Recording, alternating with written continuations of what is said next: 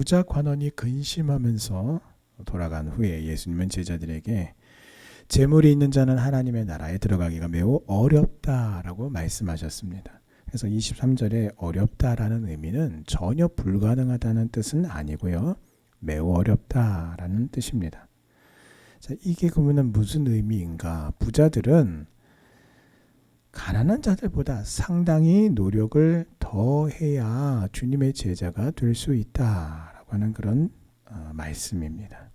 자, 즉 없는 자들이 예수님께서 아니 사람이면 다 똑같지. 뭐 부자는 좀 물질이 더 돈이 좀 더 많고 가난한 사람은 돈이 좀 없는 그 차이인데 그걸 가지고 부자는 하나님의 나라에 들어가기가 어렵다라고 말씀하시는 거, 이거 예수님께서 참 없는 사람들, 가난하고 힘든 사람들을 위해서 하시는 뭔가 좀 이렇게 편들어 주시는 그런 말씀이 아닌가?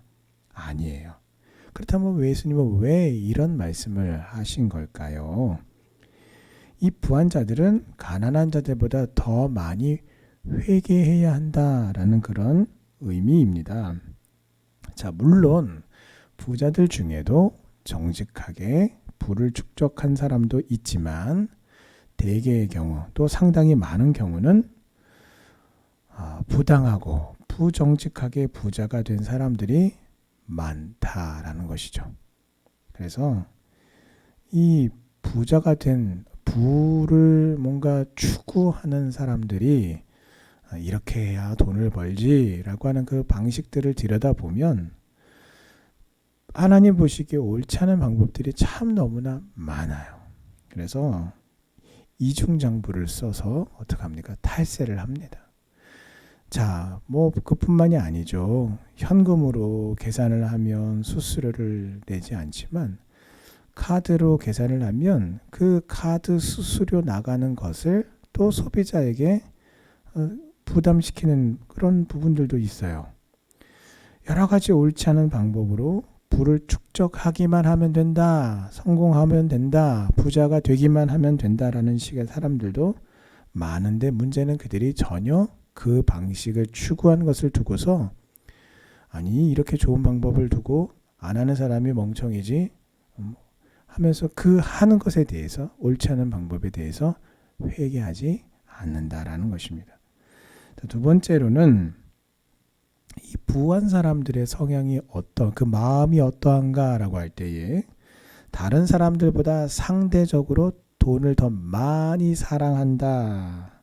돈을 더 많이 사랑하기 때문에 하나님 나라에 들어가기가 더 어렵다라고 말씀하시는 겁니다. 그래서 부에 대한 집착, 이 돈에 대한 집착이 더 큰 사람이 부자가 될 가능성이 훨씬 높죠. 그래서 이 예술을 향해서 열정을 가진 사람이 결국은 예술가가 되는 거고요. 또 문학에 열정을 가진 사람이 문학가가 되듯이 재물의 열정과 집착을 가진 사람들이 부자가 되기 쉽습니다. 그래서 우리가 흔히 뭐 하는 말들 중에 아이고 있는 사람이 더하네. 있는 사람이 더하는 게 아니라 그런 자세와 태도를 견지해 왔기 때문에 그렇게 또 부를 일궈낸 거예요.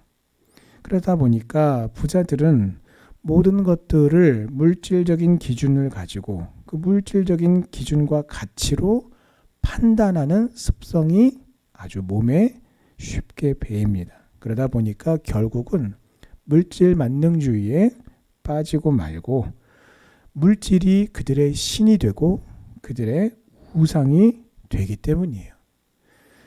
세 번째로는 부자들에게는 고질적인 교만이 있기 때문입니다. 자, 대개 방금 두 번째 이유에서 살펴본 것처럼 물질, 돈이 최고의 자기의 우상이 되고 또 그것이 자기의 신이 되고 그래서 자기의 최고의 가치가 되는 사람. 그래서 어떻게 돼요? 돈이면 다 된다라고 하는 이 배금 사상에 물들어 있기 때문에 그 배금 사상에 물들면 어떻게 되겠습니까? 하나님의 은혜를 사모하는 마음은 전혀 찾아볼 수가 없게 되는 거죠. 왜요? 아니 세상에 살아가면서 아쉬울 게 없거든요. 왜요? 돈이면 다 해결이 된다는 생각을 가지고 있으니까. 또 그 방식을 가지고 살아봤더니 사라진단 말이에요. 또 돈이 다 해결해 준단 말이에요. 그렇게 생각하기 때문에 다른 사람들을 생각하거나 배려하는 마음이 저절로 없게 되는 것입니다. 그래서 교만하려고 교만해진 게 아니라 이 배금 사상에 돈이면 다 된다라는 사상에 물들어 있기 때문에 그렇게 물들면 결과적으로는 매우 교만한 사람이 된다라는 것입니다. 그래서 부자들은 예수님을 믿기가 더 어려워지는 것입니다. 혹시 우리 가운데에 오늘 이 부자 청년과는 전혀 다르게 가난하거나 또 혹은 우리의 가운데 고난이 심하거나 그 상황과 환경이 어려운 분들이 계십니까?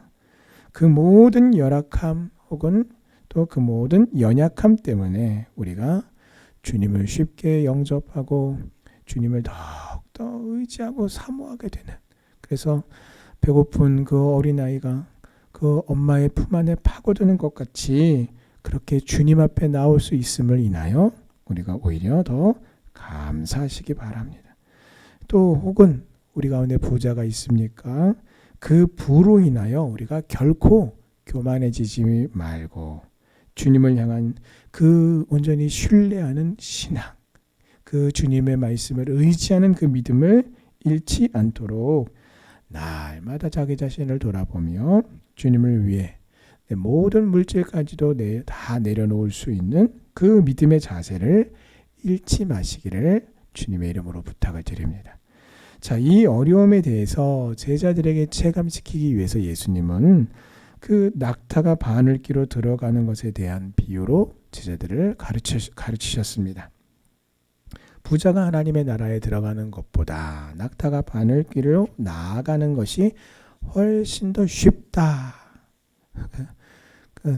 부자가 천국에 들어가는 것과 낙타가 바늘길을 통과해서 나가는 것, 뭐가 더 어려울까라고 할 때 예수님은 아니 그게 어떻게 가능합니까? 아니 그 큰 낙타가 어떻게 그 작은 바늘길로 나갈 수가 있습니까? 그거 불가능한 일 아닙니까? 라고 하는데 부자가 천국에 들어가는 것은 이거보다 훨씬 더 어렵다라고 말씀하신 거예요. 자, 여기서 이 바늘귀에 대한 해석은요, 여러 가지 해석들이 있습니다만 그 바늘귀가 의미하는 것이 무엇이든지 간에 분명한 것은 부한 자들은 가난한 자들보다 상대적으로 주님을 영접하여 구원받기가 매우 어렵다라는 뜻입니다. 낙타는 당시 유대 사회에서 가장 큰 짐승 중에 하나였죠. 그런데 그렇게 덩치 큰 짐승이 바늘귀를 통과할 수 없듯이 앞서서 살펴봤던 부에 대한 집착, 하나님만을 사랑하는 것이 아니라 그 물질을 향한 그 사랑의 마음이 큰 사람은 천국의 좁은 문, 믿음으로 이룰 수 있는 그 문으로 들어가기가 쉽지 않다라는 말씀인 것입니다. 자, 그런가 하면 낙타는요, 우리가 아는 것처럼 이 사막에서 여행 수단으로 아주 유용한 짐승이에요. 왜냐하면 이 발바닥 구조가 모래에 푹푹 빠지지 않는 구조고요. 또 오랫동안 물을 마시지 않고 양식을 먹지 않아도 장거리 여행을 할 수 있기 때문입니다. 그리고 그럴 수 있는 이유는 다름이 아니라 이 낙타의 등에 커다란 혹이 있기 때문이에요. 근데 그 혹이 단순한 혹이 아니라 이 자기가 먹은 것을 지방으로 바꿔서 그 몸 안에 그 양분을 축적해 놓은 장소가 바로 그 혹이죠. 그래서 어떤 낙타는 그 혹이 하나인 낙타가 있고요. 혹은 그 혹이 두 개인 낙타가 있습니다. 그래서 뭐 하나인 낙타를 단복 낙타, 혹이 두 개인 낙타를 쌍복 낙타 이렇게 사람들이 부르는데요. 이 영양분을 평상시에 축적해 놓은단 말이에요. 그러다 보니까 이 낙타에게는 어떤 습성이 있냐면 평소에 배가 고프지 않아도 눈앞에 먹을 것이 물이 보이고 풀이 보이고 먹을 것이 보이기만 하면 무조건 먹어 치우는 습성이 있다고 합니다. 자, 그러다 보니까 눈에 보이면 싹 다 긁어 먹어버리니까 다른 가축들이 먹고 마실 것을 부족하게 만드는 것이에요. 오늘 이 낙타의 습성처럼 그 물질을 향하여 이와 같은 낙타와 같은 습성을 가진 거친 것처럼 우리가 이 낙타가 음식을 대하는 것처럼 재물을 대해서는 안 된다라고 하는 교훈 역시 이 말씀 안에 담겨 있습니다. 있어야 할 만큼의 있는 것에 대해서 우리가 감사하고 그 이외에 불필요한 것들을 내 영혼의 의지처, 내 영혼의 안식처로 삼지 말아야 합니다. 자, 물론 우리의 장래를 위해서, 우리 미래를 위해서, 선한 일을 위해서 물질을 우리가 선하게 사용할 뿐만 아니라 비축해야 하죠. 그러나 불필요하게 이 낙타처럼 물질을 독점하려고 하는 것은 탐욕이고 그것은 하나님 보시기에 죄인 것입니다. 자, 그래서 제자들이 볼 때는 그럼 도대체 누가 구원을 받을 수 있는가라고 놀라자 예수님은 사람으로는 할 수 없지만 하나님으로서는 다 하실 수 있다라고 말씀을 하셨어요. 예수님의 이 말씀 속에는요, 기독교의 이 기독교 구원의 진리가 아주 압축이 되어 있습니다. 사람의 힘으로는 받을 수 없는 그 구원이 오직 하나님의 전적인 은혜로 말미암아, 그래서 죄로 말미암아 완전히 부패한 이 죄로 말미암아 부패한 인간이 스스로의 모든 인간의 노력과 수단과 방법으로는 도저히 구원받을 그 영혼이 구원받을 길이 없지만 하나님의 전적인 은혜로 말미암아 예수 그리스도의 그 보혈로 그 공로로 우리가 구원을 얻게 되는 것이죠.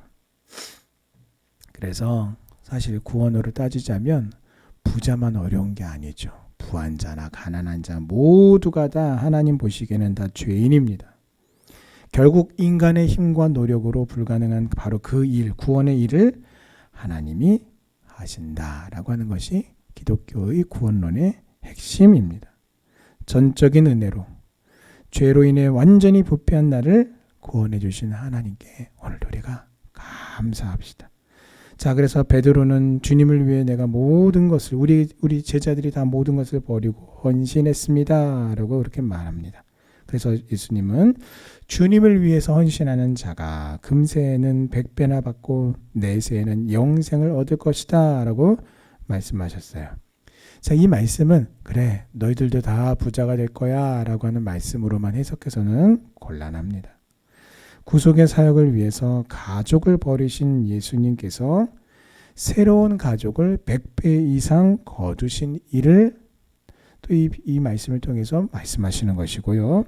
또한 베드로와 안드레와 야고보와 요한이 주님을 위해서 가족과 물고기 잡는 그 어부의 일을 버렸잖아요. 그러나 오히려 수많은 사람들의 영혼을 구원한 바로 그것, 그래서 사람을 낚는 어부가 되게 하신 바로 그것을 말씀하시는 겁니다. 자, 그러므로 우리는 주님을 위해서 드리는 것, 헌신하는 것을 우리가 주저하지 마시기 바랍니다. 우리가 이와 같이 주님의 손에 온전히 드려질 때에 주님은 우리에게 내세의 복은 물론이려니와 현세의 복까지도 넘치도록 부어주실 줄 믿습니다.